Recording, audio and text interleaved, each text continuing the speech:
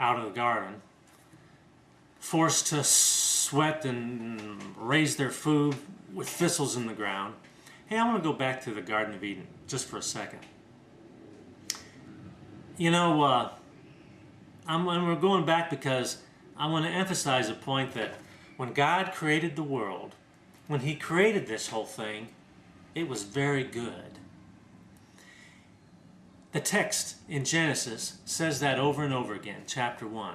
It says, and He made light, and God saw the light and saw that it was good. And then He made the plants, and He saw the plants and He saw that they were good, and it was good. And so the world that Adam and Eve lived in was very good. What about that world? What did they do? Well, most people don't realize they were working. Oh yeah, Adam and Eve were working in the Garden of Eden. And if you read the text in the first and second chapter of Genesis, you'll see that God put Adam in the garden to tend the garden and to keep it. So he had to, I don't know, pull weeds, certainly had to harvest fruit, and,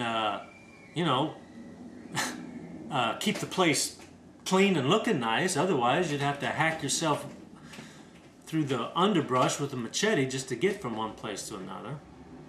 But it was, and certainly they had to feed themselves, so they had to gather food and prepare it. And this is a common misconception that the curse of sin that fell on Adam and Eve had to do with having to work. And we're going to talk about more, we're going to emphasize that in another conversation later down the road. But I'll just mention it in passing right now, and that is that Adam had things to do there in the garden. And why is that? Because people like to do things. I mean, hell would be a place where there was nothing to do. Hell, in my humble opinion, would be a place where there are no challenges, that, 3 meals a day are served to you, and all you have to do is watch television and sleep. My humble opinion, that wouldn't be a good life. And that wasn't the life that Adam and Eve had. I can't help but thinking that very soon after Adam and Eve started making a living there in the Garden of Eden, they noticed that the plants grew better when they had water. And they had 2 rivers running through the garden. One was the Tigris, the other was the Euphrates. I could be wrong. Maybe it was just one river and it split into 3 outside of the garden. I forget. But, they had water there in the garden, and I think that after a while Adam realized that he could make the fruit grow better and the flowers more beautiful if he watered them. And after a while he probably recognized it's a lot of work hauling water in these coconut shells to the trees. So I just imagine, of course I'm an engineer, and maybe my mind thinks a little differently than most, but I can just imagine Adam figuring out how to make some kind of a water wheel or an aqueduct there in the Garden of Eden, that you pulled some vines, kind of like they are always doing on Gilligan's Island. Those of you who watched television in the 60s, I could just see Adam sitting under a shade tree, drinking some fruit juice, and pulling this vine, so he's delivering water to the fruit tree so he didn't have to haul water down from the river all day long. Anyway, the point I'm trying to make is there was things to do in the Garden of Eden, and it was a wonderful place. Okay?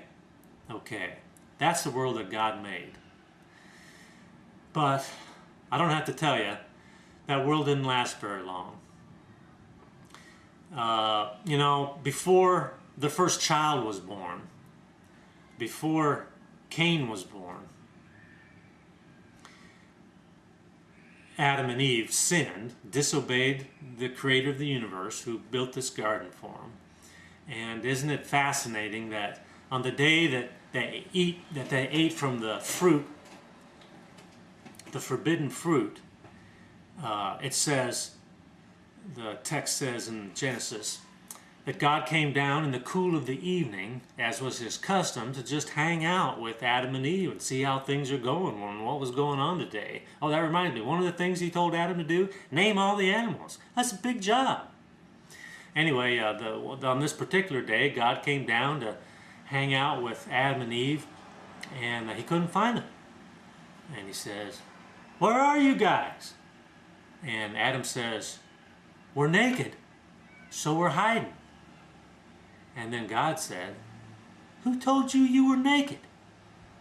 It had never occurred to them before sin entered their lives that they were naked, that they had anything to be ashamed of. But now all kinds of guilt and shame and destructive feelings and actions had entered their lives. And so they had made clothes for themselves out of fig leaves, but they probably weren't very good. And God made them clothes out of animal skins that day. It's significant because God had to kill animals in order to make those skins. That blood had to be shed to cover up the sin and the guilt that Adam and Eve shared. So Adam and Eve get thrown out in the world, and it isn't too long until Cain comes along, and then Abel. And it isn't long after that that Cain kills his brother Abel, and Abel's brother cries out from the ground to God. And Cain gets thrown out and banished and is forced to wander the earth. And I'm just going to skip forward 5,000 years, or 10,000, or 50,000, whatever. And look around the world today, man, and, you know, God created a wonderful place, an ideal place, a place I would like to live in. But that place is not planet Earth in the year 2007. Whew, far from it. Sheesh. You know, I can't help but thinking about when I grew up in Southern California in the 60s. The world was a very different place in 1963 than it is in Texas in the year 2007, although Southern California is no different than Texas in many ways. You know, when I was growing up, people rarely locked the doors of their houses. Did you know that? Yeah, well, they did before they went to bed at night, but during the day, no. When I grew up, it was common to leave your keys in the car, and certainly not to lock up the car with the windows rolled up on a summer day. And I'm going to go back before I was alive, but 50 years before that, out in the country, well, anyway,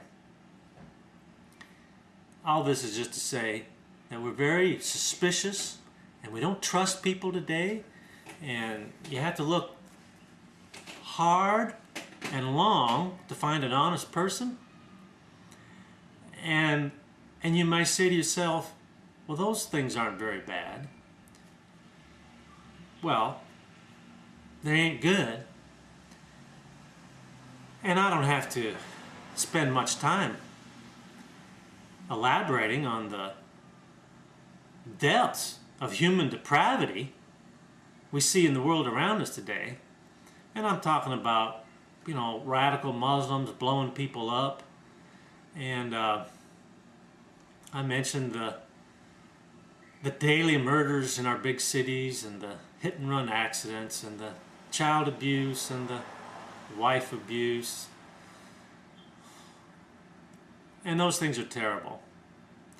But honestly, what pains me the most is the lack of love in normal everyday relationships. At work, at school, in our neighborhoods, the lack of camaraderie and friendship. Here in America, people are in a big hurry. They got places to go, they got money to earn. It seems like the purpose for living for most people is to just see how many things they can pile up, to see how fat they can make their bank account, and they're willing to do just about anything to make that happen. And, well, I'm here to tell you, and I hope to convince you in the next few weeks that that is no way to live, and that there's a better way to live. So, stay tuned. Hang on.